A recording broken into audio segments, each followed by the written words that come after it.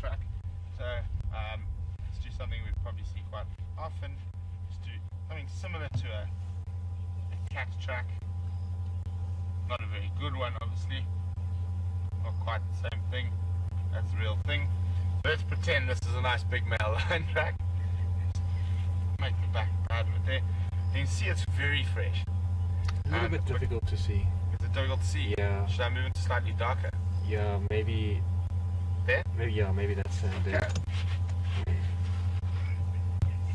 Oh, it'll work maybe a bit better with the shadows in the. See it? Yeah, it's better than the last one. Okay. So now the way I can see it, just move the stick out. Ah, no, that was silly. Left the stick in. Make it go away. Good stick. So the way I can see it is a very fresh track. The edges are very sharp. So there hasn't been any wind eroding it. There are no tracks of other animals, and the edges are very sharp. Even though it's been quite a windy day, I can see that there's no wind, so it's been very fresh.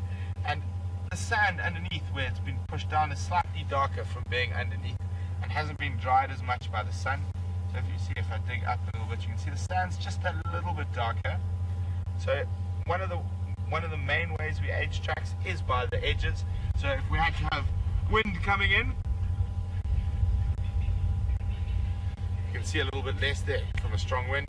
So now the edges have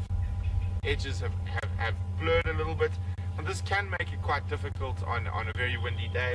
As you can see how quick and easy that was to age with a little bit of wind. The other thing is I can still see that there's that dark soil, so I know it's been turned, that soil's been moved quite recently. Another one of our best indicators on the age of tracks are doves, specifically in the morning, because the emerald spotted wood doves are normally one of the first birds on the roads, and they walk an incredible amount. So we would look for things like dove tracks that would be on top of it. That would be another indicator of age, saying, okay, we know it was before sunrise now, so it was sometime during the night or the very early morning. During the day, you look for beetle tracks and insect tracks that come out as little dots over it, as another way of indicating. So we know it's definitely probably during the heat of the day when the beetles are running around. And obviously we look for other animal tracks, so whether an impala has walked across it, which would make a big difference as well.